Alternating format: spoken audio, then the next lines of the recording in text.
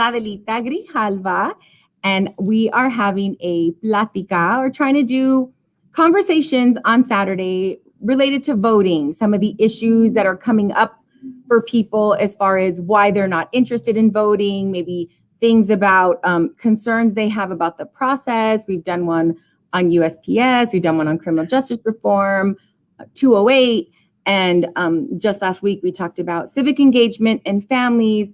And this Saturday, this came up, and it's come up with for both of my lovely colleagues that are here with me. And I'm going to have each of them introduce themselves. What we're talking about is women of color in politics. And I think that we each have very similar situations. We were just talking right before we started here on how similar our stories are going to be. But I think it's really a good conversation to have and something that is important for us to talk about because we do deal with, as women of color, women in general, but women of color specifically, situations that come up for us that don't come up for other people, other candidates. So I'm going to have each of them introduce themselves. And Joanna, since you came from so far to join us, I'll have you start first, and then we'll go with Gabriela. Well, thank you, Adelita. And I'm really excited to be here with the both of you to talk about this topic because I think it's something that hasn't been talked about enough, right? So my name is Joanna Mendoza. I am a candidate running for the Arizona State Senate in Legislative District 11, which is right next door, but it is pretty far away because the district is huge. Native Arizonan, born and raised in our small rural communities. And served in the Marine Corps, did 20 years, couple of combat tours, and then made my way back home with my son and realized that things were really in bad shape. And I decided to jump in to change them. So here I am. And what office are you running for specifically? The Arizona State Legislature, State Senate. State Senate. Thank you very much. And Gabriela Casares Kelly. Skugtash, Anya Nyapchugi, Gabriela Casares Kelly, Bisnamo Ochkup, Amjit. Hello, my name is Gabriela Casares Kelly. I'm from the communities of Bisnamo and Coop, which are located on the Thanatham Nation right here in beautiful Pima County. And I am a candidate running for Pima County Recorder, an office that oversees voter registration and early voting for the county. And I am so excited to be here with both of you. Thank you so much. And I'm Adelita Grijalva. I'm running for Pima County Board of Supervisors in District 5, and I'm also serving on my 5th term on the Tucson Unified School District. So let's talk about some of the things that have happened to us just in this process. Both of you have been running this specific campaign longer than I have. So let's just talk about when you announced. What was that? Actually, let's go back a little bit. Thinking about identifying that there is a problem and then realizing that you're the person that needed to jump in. What process did you go through to do that? Because we're underrepresented in every single office, every single legislator, national, state, local. Women of color are underrepresented in our political structure. So why did you decide to jump in? And I'll go ahead and start with Gabriela. I started simply by registering voters on the Thanatham Nation in Thanatham Community College in the student lounge. And we started recognizing that there was so many barriers and a lack of resources that were specific to that community. I was seeing systemic barriers to college students registering to vote, either in-state, out-of-state, tribal members, non-tribal members. We were seeing elders who were struggling with photo IDs, 18-year-olds who were struggling with the lack of identification. And even just when you talked with people, people would say, I have a felony. And so we were recognizing that so many people were uninformed about what was happening. And so I simply started by registering folks in my own community, and then it grew. It started being all of Southern Arizona, and we started seeing these systemic barriers. And I made the decision to run, not because I was seeking an office, but because my fear of the relationship that I had been building for a long time, trying to address these problems just as a concerned citizen. When I heard that FN was going to be retiring, I thought, oh gosh, I'm going to have to educate somebody else. All of the things that I've just been teaching this office about the unique needs of these particular communities or these issues that I encounter when registering voters, even here in Tucson. And then I realized, wait a minute, I'm qualified to do this.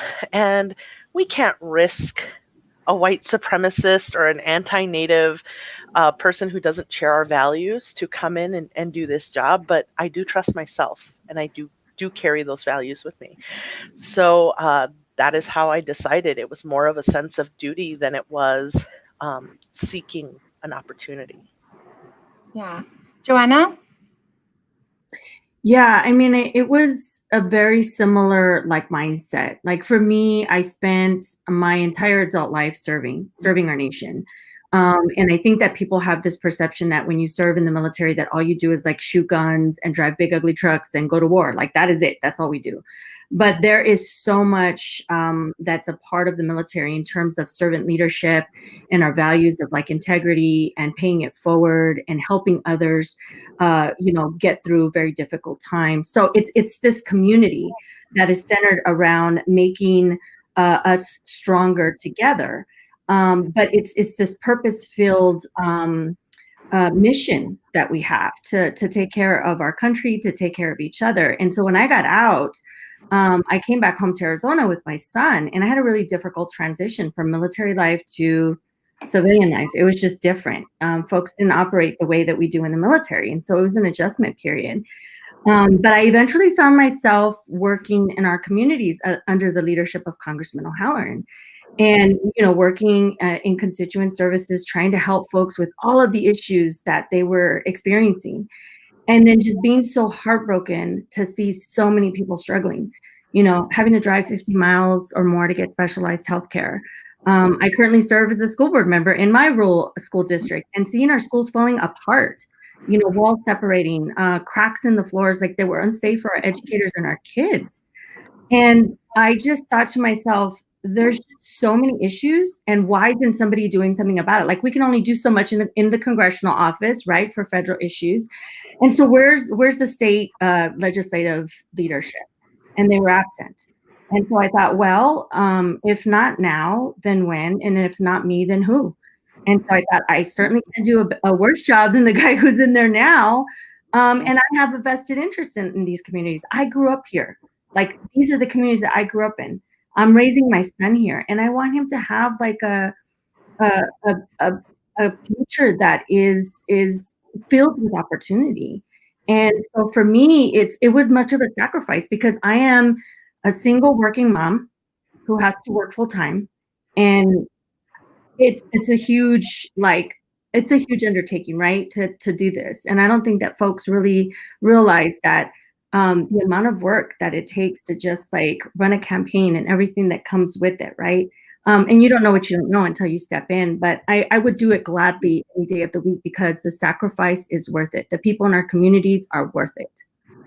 Yeah, and so what was the reaction when you announced? How were you feeling about it when you did it? Well, I was very, like, I had thought about it for quite a while, at least a couple of months, and tried to make preparations for myself mentally and then for my profession, for my job, because I had to leave Tom's office and get a new job. So there was a lot of things logistically that had to happen in order for me to do that. But I will tell you that I was not met with open arms. People were not like, oh, you're amazing. Let's lift you up and get you in there. It was very much a challenge to change a lot of people's mindset because I am not your traditional candidate that you see running in this district or even for elected office. They're usually independent, independently wealthy, retired, and certainly aren't raising small children. So people were like, I don't know about you. Like, who are you and where did you come from? So it wasn't this warm embrace that most people get when they decide to run. Yeah. Gabriela, what was it like when you were announced? I had two separate reactions. I had A reaction. People were really excited about me. It was for a lot of people, they were like, oh, of course you're going to run. We've been waiting for you to announce. And so there was a big faction of people who were really excited for me and were supportive at the very beginning. And then there was a lot of people who called themselves supporters, who were telling me things like, yeah, but you're going to have to stop being so native. And you're going to have to tone it down and maybe not talk about your community so much because you're going to alienate people. And so I was really, I was questioned, like, well, why this office? Like, people thought it was really out of the blue. And I'm like, I've been doing voter registration and outreach for years and have been very heavily involved. But a lot of people at first assumed that it was an opportunistic, attempt for me, like, oh, she's just after a salary. And so it was really negative. It was just really frustrating because I created a whole organization that provides opportunities for education and civic engagement on my nation, and people were kind of minimizing my Give a shout out to that organization. Indivisible Thana. We're always Woo, woo, woo. There we woo, are. woo. Indivisible Thana. We provide opportunities for education and civic engagement for members of our tribe, and while doing that, we started recognizing the need to educate people outside of our nation about the needs of our community. And that's how I ended up being in the political realm, as you all know me now, because I was politically active in my own community and then started venturing out otherwise. But people were very, they wanted to support me, but only if I did what they told me to do. You know what's interesting, Gabby, that you mentioned the salary, and state legislators in Arizona don't get paid anything. It's like $24,000 a year or something like that. So like the salary is interesting that people would assume that it's like, oh, you want these perks. Like, what perks? Like, I'm actually taking a pay cut if I run for this job and I win. Like, I'm taking a huge pay cut. So where is the perk in that? It's just very interesting that people have that mindset.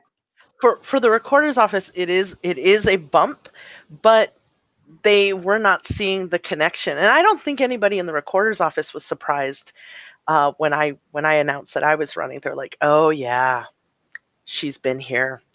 We know her. And there was no surprise there. I think they might have actually been thinking that I would run once it was announced. Yeah. So for me, when I ran for TUSD board, they were like, you're a girl. I was in my 30s. I was a girl. I didn't have any business because I don't have children and I was unmarried. So why do I care about public education? There was that. And then the next time I ran, I had a child and I was pregnant. And they said, well, now you're married with a child and you should really be focused on your children. You're like, I'm sorry, what?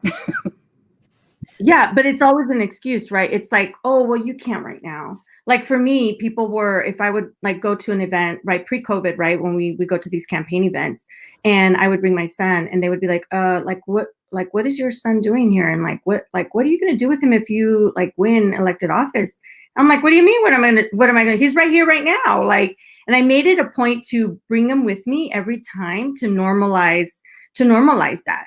Because I think a lot of times, especially with women and women of color, like we wear so many different hats, period, as women. But women, like, I know I take my kid just about everywhere.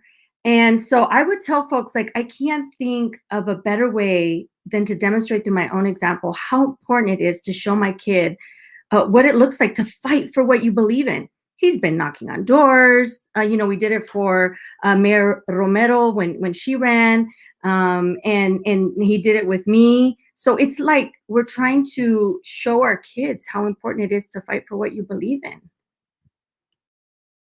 Yeah, and I think it's real interesting when we're talking about it. So Gabby, why don't you bring up the issue that just happened, which is the reason why we're having this specific Plática? Sure. So one of the things that happened this week was my opponent criticized that I am now taking a salary from my campaign.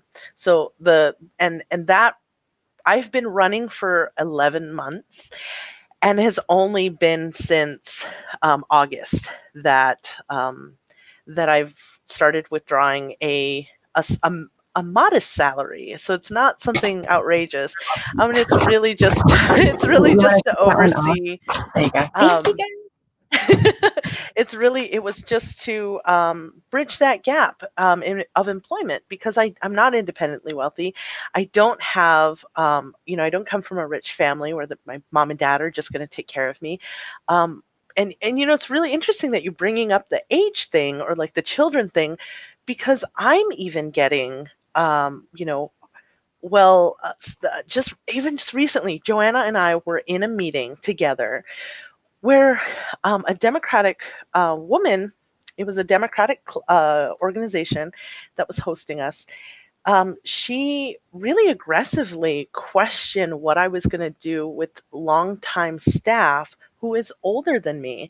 And she started making my age into an issue. But, so what happened this week? There, these are very real working class issues that are coming up, and it's not illegal. It is very much legal. We checked. We we made sure. It's just simply not done.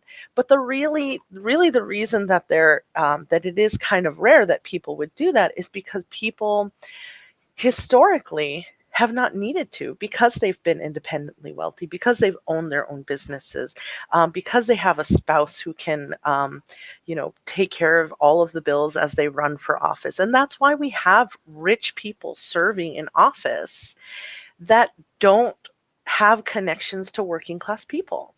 And so, I made that decision. We talked it over. It was a lot of not only just logistical conversations, checking to see if it was legal, if it was, if we could do it, how much, talking about all of that. Hi. But we also, there was also an emotional impact on that too. We had to really think about, how it was going to feel to take that money. And, I'm always talking within my campaign about valuing the work of Black and Brown women, of Black and Brown people, and paying them for the work that we're doing.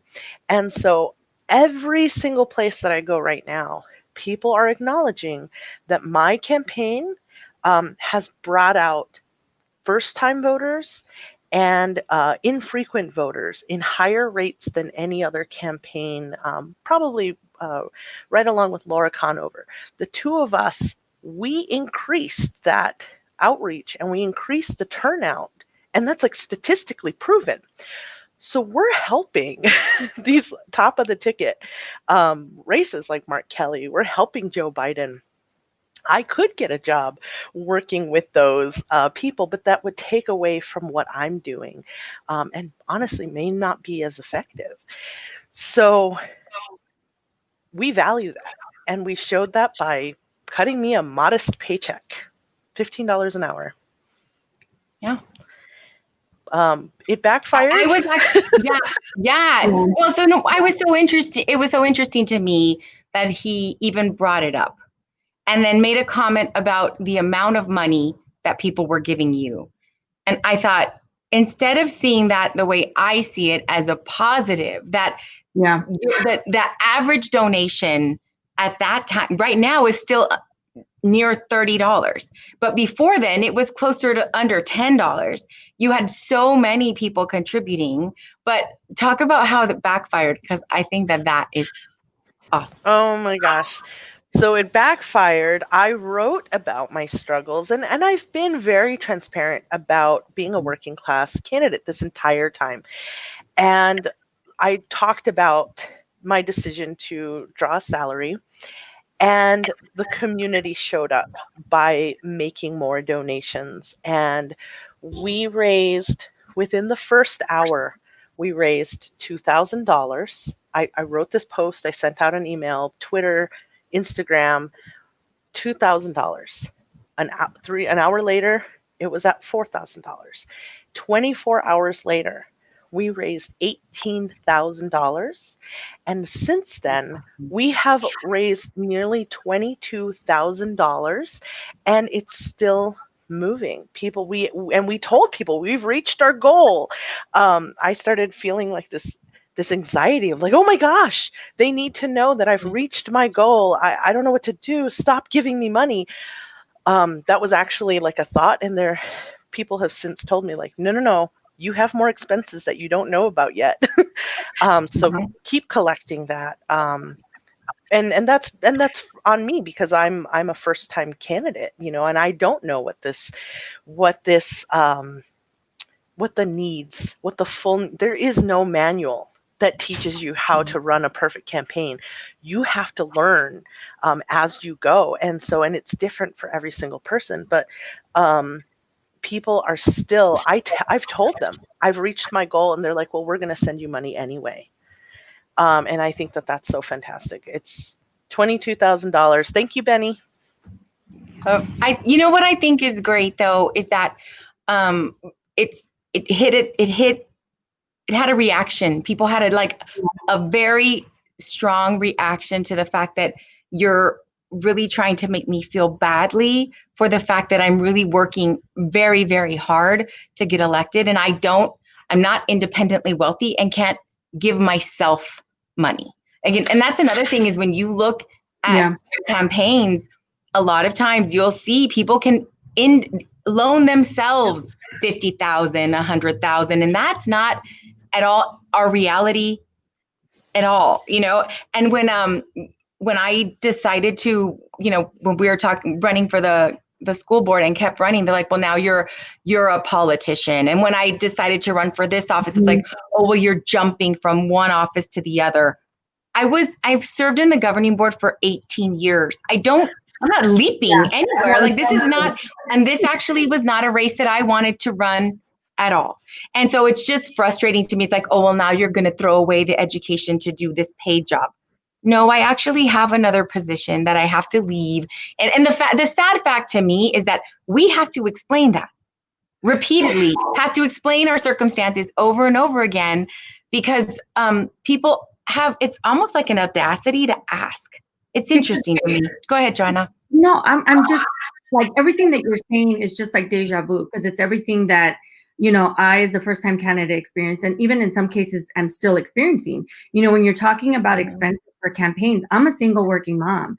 And so early on, like, I had to make a decision, like, if I couldn't take my son to a campaign event, pre-COVID, babysitting expenses. I mean, childcare in general is super expensive. Like, just for working families, childcare is expensive. And now, so add on top of that, the childcare for my full-time job, right? And then childcare to do campaign events. And so trying to figure out and try to piecemeal together a plan of who's going to watch my son amongst my family. Hey, mom, can you watch my kid for, can you watch my son for a couple hours? Or my sister, which I have to give her a shout out because she watched my son a lot for a lot of campaign events.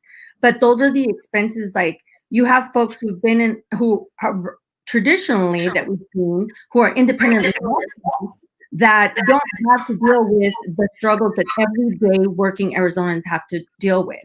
And that's why they're passing legislation that is harmful to our working families, that's harmful to our communities, that's harmful to Arizona as a whole, because they're so far removed from the struggles that we face every day. They have absolutely no idea, no clue. No clue. It's true. Yeah. So Elvira had a question.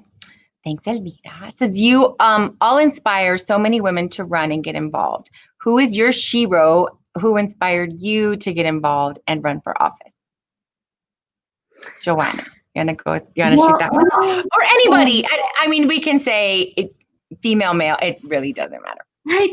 So I'll tell you, my mom is my shero. My mom is one of the hardest working women that I know. And I learned everything about dedication and commitment and hard work from her. She's in her senior years right now, and she still works a full-time job.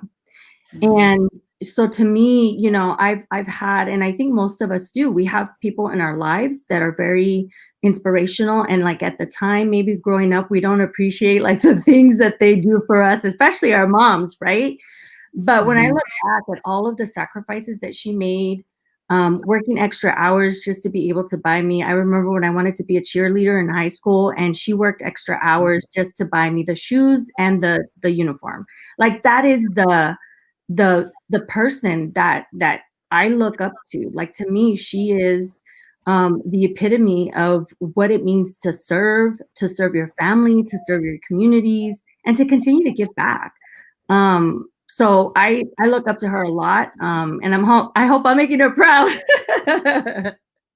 You are. You totally Gabriella? are. Yes, exactly. I want to talk about my mom. I know. She got COVID. It's hard. She got COVID in May.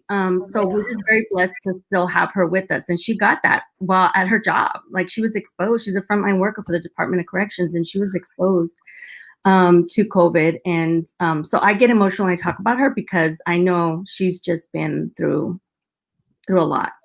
And she's still here, tough as nails. I mean, and that this COVID is so scary, you know, it just is. And so when you think about all the things that could happen, or, you know, there's so many unknowns. And that to me has been really highlighted, like with the Pima County Health Department and vaccines, and they're talking about all this rollout. I'm like, you can't even get testing together. You can't get contact tracing. Like this is a pandemic, and now we're moving into a twindemic, and we all worry about it because it's the health of our families and our communities, and we care. We want our kids to go back to school.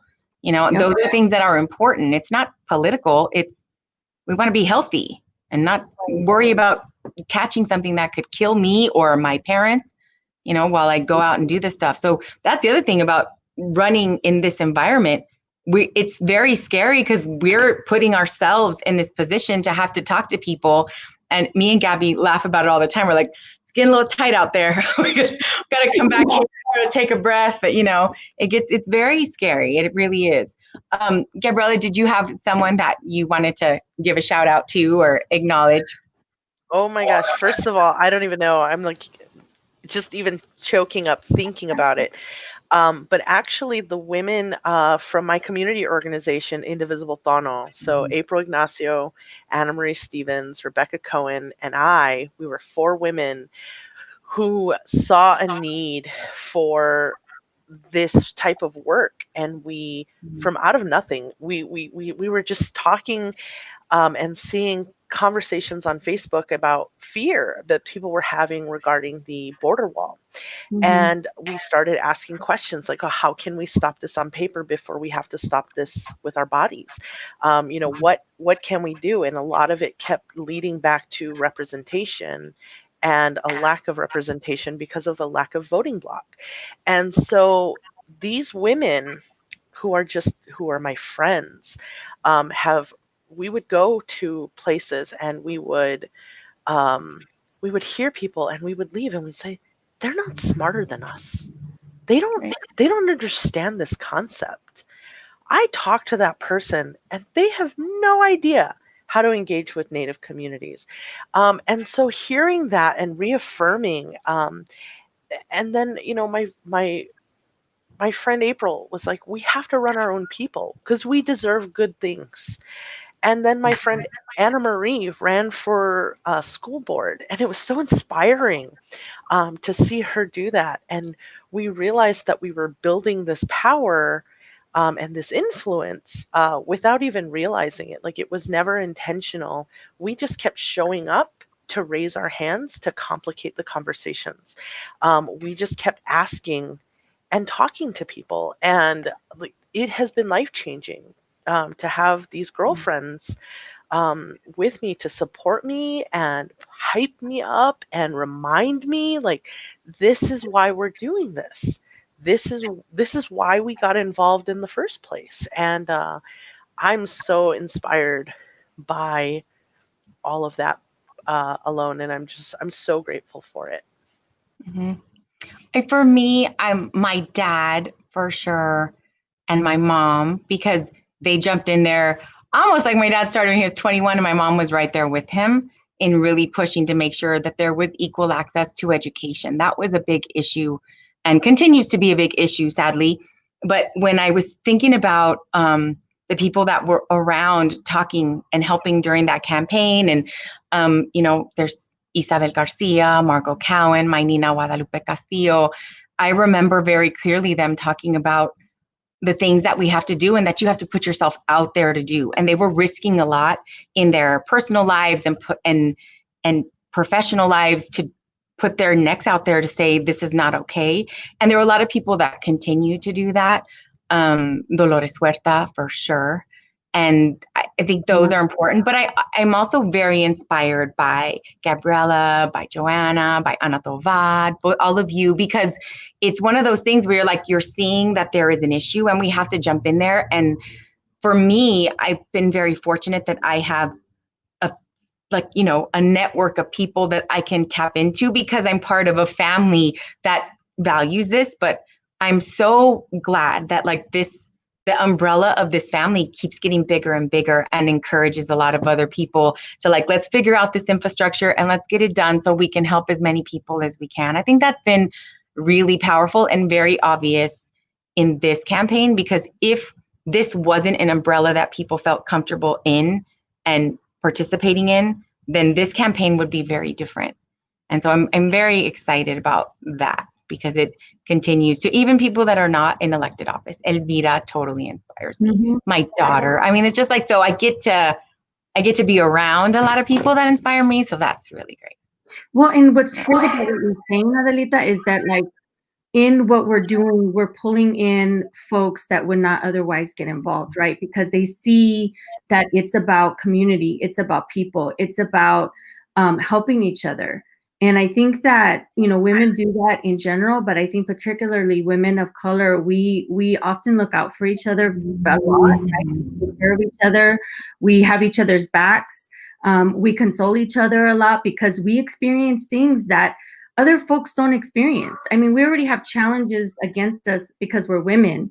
And then now on top of that, add an extra obstacle course that we have to get through. I call it the gauntlet, because you're literally running this gauntlet and you have the odds stacked against you. But what they don't know about us is that we have operated like this our entire lives with the odds against us.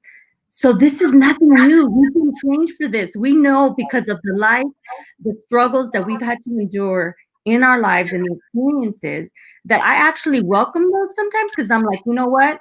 This is going to serve me in the future. When people act crazy like that, or when people say mean stuff or whatever, I'm like, nope, that's a little tool that I'm taking from my tool bag, because guess what? It's going to serve me in the future somehow. I've gotten this tough armor now because of all of these things that I've experienced throughout my life. Yeah. Gabriela, you want to add to that? Oh my gosh. So one thing I think that's really important to know, when you're a candidate, you have to look for your support systems, and both of these ladies, Adelita and Joanna, have both been so amazing to me.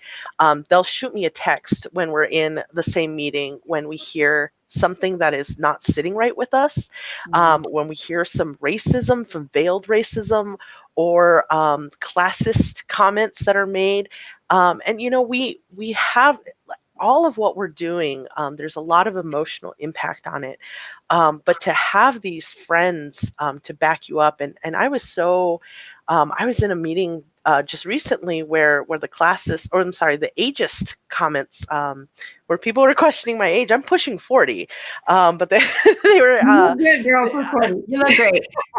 I know. I'm blessed. But Joanna private messaged me, and she's like, that question was so inappropriate. And then Kat Ripley, who was also in that meeting, she pushed back on that question also. And then it wasn't until she spoke up, and then almost right after that, Joanna text messaged me, and I realized that we were the only 3 people of color on that whole call. And it was 3 women, women candidates who were all women of color. And just to understand that idea of picking your battles or being graceful when you have some of that thrown in your face. Which you were, by the way. You handled that beautifully. I mean, you smiled and you gave a great response. I was like, wow, talk about like just under pressure. And because I mean, I could see I would have been fuming. Like I would have been like, I'm gonna jump through the Zoom call. Like it's not gonna be pretty. Through the Zoom call. Yeah. Yeah, and I mean, and we see that sometimes. We see it, especially because we're all facing each other now with these Zoom calls.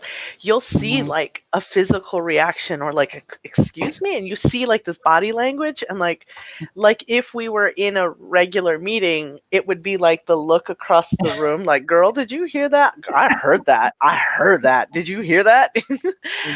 And so like, and that's something that's absolutely been critical too. We naturally build these communities of support, and it's been really, really beautiful to see that, to have that without even ever really discussing it, because we realize that there is an additional barrier that some of these other candidates are not facing.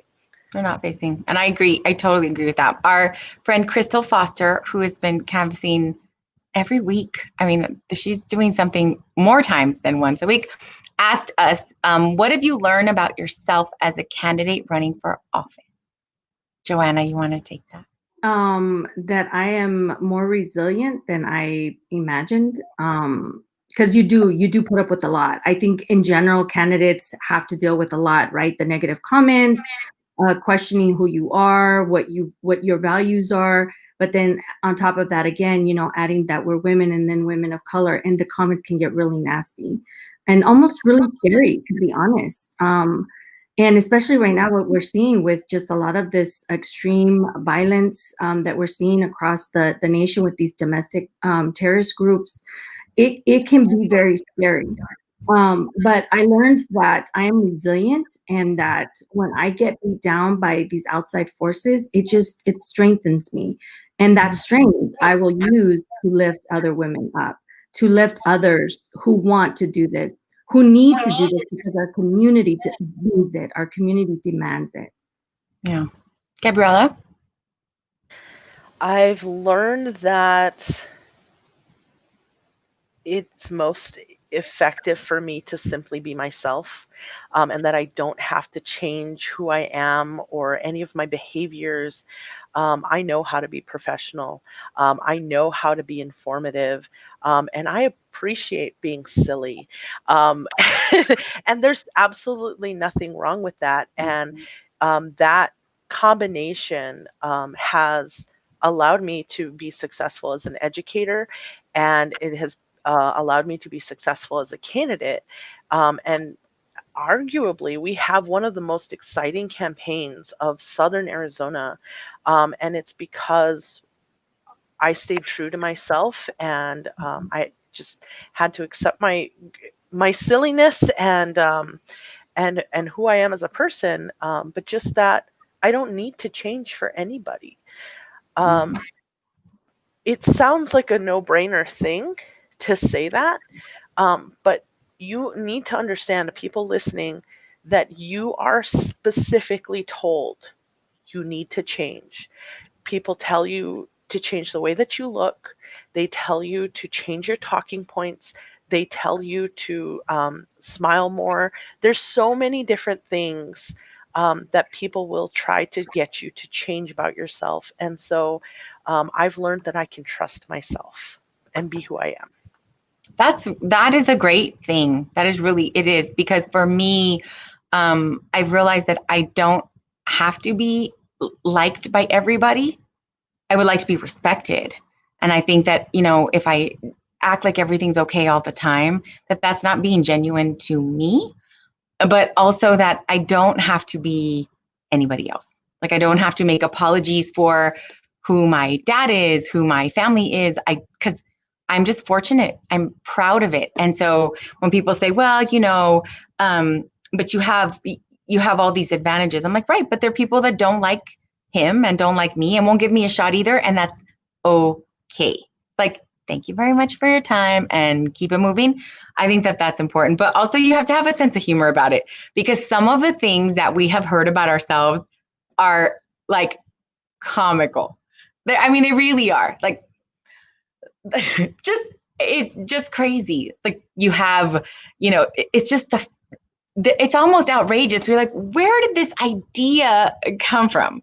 So what are some of the most like outrageous things that you've heard, either read about in social media or someone said, hey, did you hear this?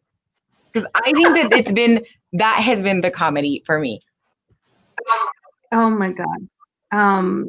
So for me, I think that I've been painted as this very angry person. I don't want to use the term angry brown woman, but really that's what, like, I feel that if you're not like the other person, then all of a sudden you're this scary entity, right? Like you're this crazy person who's angry and who just wants to do harm. And to me, that's just so insane. And sometimes I get a little upset when I hear those things, and I have to remind myself that they wouldn't be doing these things if they didn't feel threatened, if they really truly didn't believe that there was something there and that we were really truly speaking with the people's voice, right? That we were representing our communities. And so I think that mostly it's been pictures of me that try to paint me in this like horrible, scary, spooky Halloween like graphics, but all of the pictures that they've used have actually been good pictures of me. It's so funny. We have a little folder with all of that stuff. Just, keep putting it in there. Gabriella, what about you? I mean, if you look good, you look good. Don't make apologies for it. I know, right? One of the things, oh gosh. One of the things that people are really, really hung up on is that I'm Native American, right? And one thing that I keep hearing from my opponent is that I only care about Native American communities. And that's so frustrating. It's so frustrating because I literally talk about improving voter access to everybody. And that's literally what I say. I want to expand these services to everyone. I talk about creating a text message confirmation system where everybody, right now, people are like, did my ballot get there? Has it been counted? Is there a problem? Like people are so concerned and worried.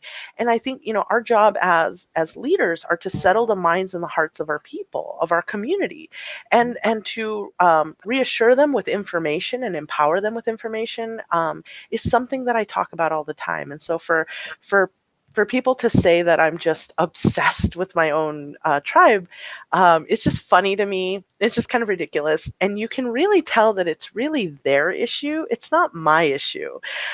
We do have to address what's happening in the Native communities. There are anti-Native tactics that are voter suppression tactics that are happening right now in Pima County. Pascua Yaqui tribe, they don't have an early voting site. They're a vulnerable community and they lack transportation infrastructure. That is a problem and we should all be concerned about that. But when you help the most marginalized in your community, the most vulnerable in your community, it helps everybody. When we start talking about having more access to ballot drop boxes or early voting sites or more information, that it doesn't get contained within one area. It helps everybody. You develop a resource for everyone. And so I've been really recognizing that people are so scared of me as a Native American being in charge because they think that I'm going to treat them the way they've been treating Native Americans. So, Exactly.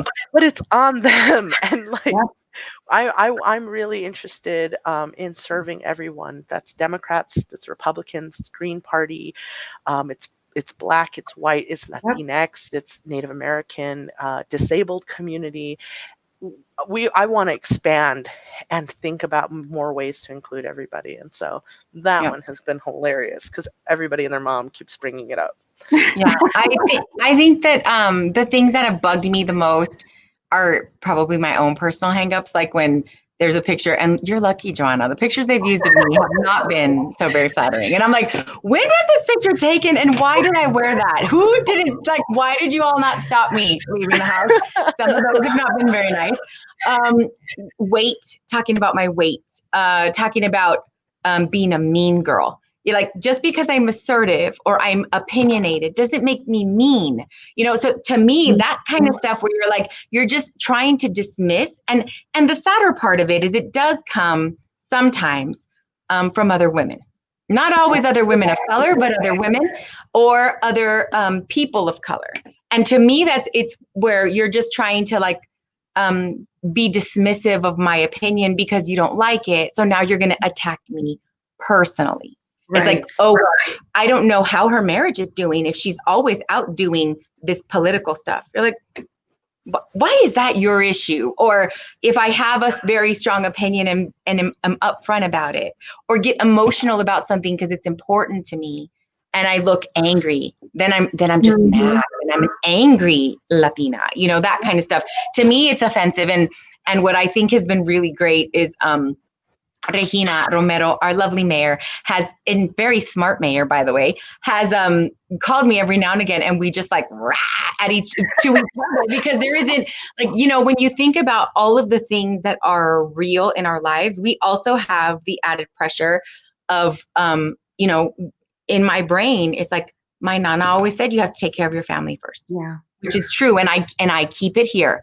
So for me, the way I show how I take care of my family is we make, we clean rooms, we comb hair, we do, the things that I love doing, and do all the little things. Like Halloween is my holiday. So we go through, like, nobody else is going to do that.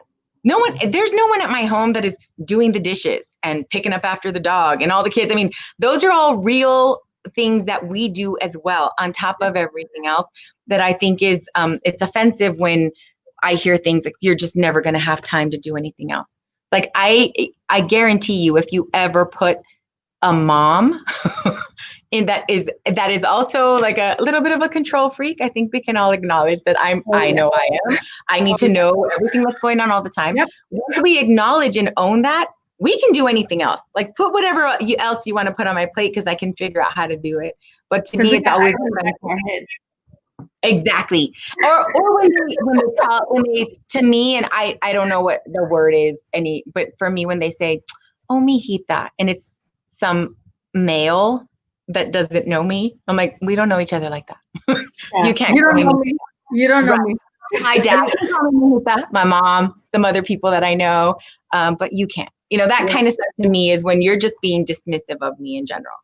So what I love, so this is our next question. What advice would you give to all your younger selves or to other young women? Good question. Oh, yeah.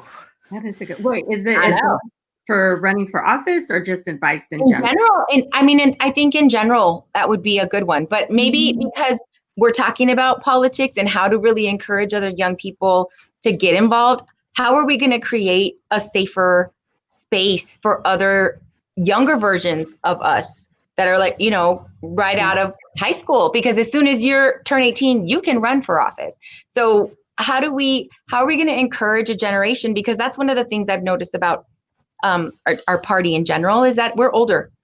And so if we want to capture the enthusiasm and all the wonderful ideas of our younger generations, we have to make a space where they feel like this is part of them too.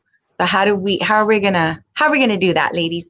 This is such an interesting question. I've really spent a lot of time thinking about this because in my culture, in the Autumn community, to be a good woman is to be quiet, is to be reserved. I've always been criticized for that as a young woman, for being too loud, too opinionated, and impatient, because I like to get things done. And I've tried to be a good Autumn woman in the way that I was taught, in the way that the community told me to.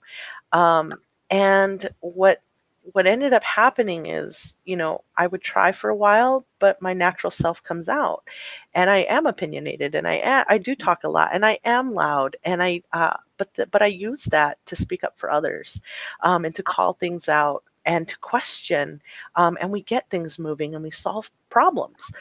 And so the older that I have gotten, the more and more that has become a value, and people have valued that in me.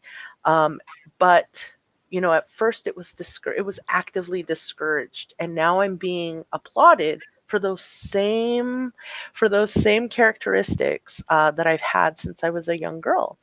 And so we have to stay true to ourselves and go looking for your people. If people are shaming you and making you feel bad about yourself for being interested in these things, or people don't want to give you the time to participate in these things, go find somebody else, because we're out there. I'm ready. I will show up to your meeting. I will bring whoever you need me to. And it's been really amazing, because I've had so many young women from my tribe reaching out to me, talking to me about this, asking me questions, feeling comfortable enough to call me and ask me questions, or set up a Zoom, or whatever it is, and it's speaking to them. And so just keep reaching out and find your community, because there are other women. Sometimes I've heard people have literally said, Autumn don't run for office. Natives, we don't run for office. We don't do this. And that's not true, because I'm Autumn. I'm Native, and I'm running for office. We do this. And so you just have to find whoever's going to support you in that, to be yourself and champion for your people. Or create your own. Create your own group. There you do. I mean, if you can't find somebody that's gonna really support there's more people out there. Get out of your circle and you'll find more. Joanna? Yeah, I mean, so for me, in the military, growing up in the military, there's very few women. So what we did is we used to have these circles, and the senior women in the unit, which I often was many, many times, we would pull in our younger females, and we would say, okay, you need to look out for this, and if this happens, this is what you need to do. Here's my number. Here's how you can get a hold of me. And so it's about, just bringing in those younger folks who really do want to be a part of a community, and who want to be included. They want their voice heard. And it's really hard to do that when there's a million things going on, right? And we're all trying to live through this pandemic, and we're trying to make ends meet and pay bills and all that. But I would say that you can start by volunteering, and you can start by, seeing the candidates who are out there running for office who you feel inspired by, and volunteer for them.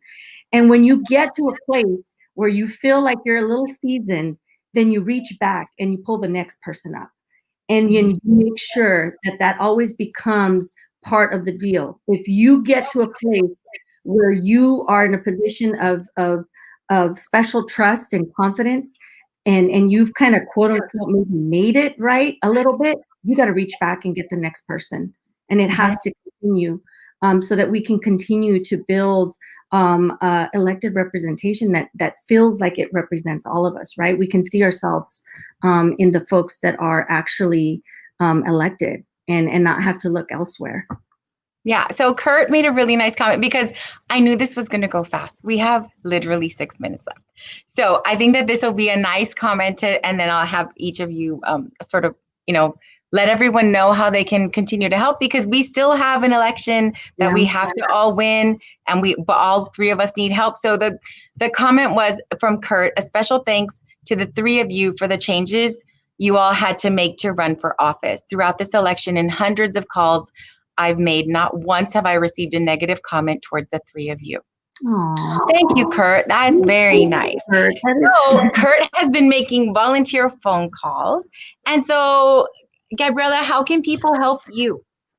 Because we have until November 3rd, and we are like in a dead sprint to get there. So how can people help you? We need help going door to door to drop ballots. I'm sorry, pardon me, not drop ballots. To remind people to turn literature. in their ballot. Yeah, Yes. for sure. We need, and that is the most impactful way. Like, I know that people are really emotional. They want to like argue with Trumpers on online and things like that. Like, no, get out of the house.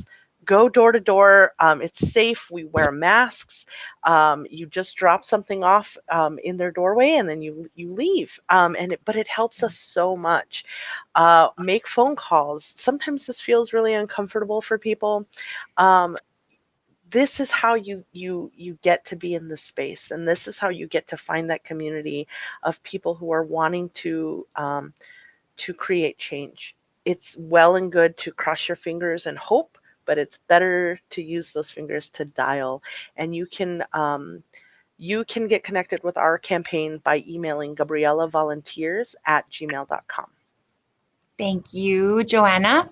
Yeah, I mean, it's the same. We need to reach voters, and we need to be talking to voters. And phone banking is the most effective way to do that. And District 11 is a really large district. And so if you live somewhere outside of that and you still want to get involved, you can still jump on a Zoom call and make, phone calls with us. We are doing no contact lit drops for people who are interested in getting out of the house and getting a little exercise. But, I think what's really important, and Gabby hit on this, is that hope is not a strategy, and while phone calls may be uncomfortable and you get hang-ups sometimes, what's going to be more uncomfortable is if we have to deal with another 2 or 4 more years of whatever we're seeing right now.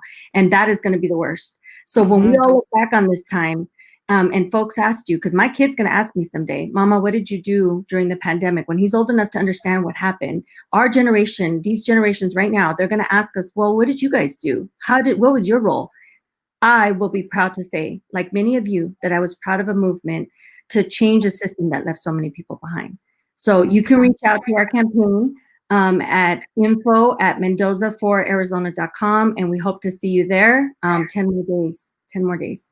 One of the nice things about this pandemic, it's a positive, I guess, is that it doesn't matter where you are. Like, you don't physically have to be anywhere to help whoever you want to help.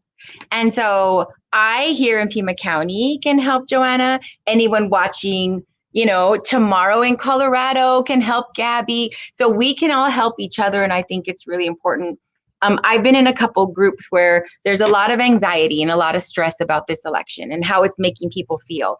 And one of the words that I used when, how are you feeling right now? I'm like, I'm feeling purposeful. I have stuff I have to do because I want to make sure that when I wake up on November 4th, I did everything I could possibly do to affect change. And if I don't, if I sit around and just feel bad about it, I'm going to feel worse later. So I would rather just full on sprint until we get there, and do everything I can to be helpful. And so I'm so very grateful to the two of you for taking time out this Saturday to just kind of jump on and talk about our what we've had to deal with as women of color in this arena. And I know that we're going to hold each other accountable, and our community will hold us accountable when we are elected. Not if we are elected, but when we are elected, that it's something that we have to do, and we have to continue to encourage our young people to get involved. Is there any last, we have one whopping minute. Anything else you wanted to say? Thank you, and everyone who's watching. I just want to point out that, being women of color is it's not a negative, it's a positive. It is a superpower. And we have so much strength and power together, and we are bringing about so much positive community change. And this is just the beginning. And thank you for organizing this and centering this topic. Yes. This was really a great way to sort of end our Saturday afternoon. Thank you so much. It really was. It was nice. We did a lot of lit drops. We got a lot of people moving, and now we just want to continue that. And so I do want to announce that here at the Grijalva headquarters, 1321 West St. Mary's, we are starting Sundays. So tomorrow we'll have office hours here from 10 to 3. So if you weren't able to come come tomorrow.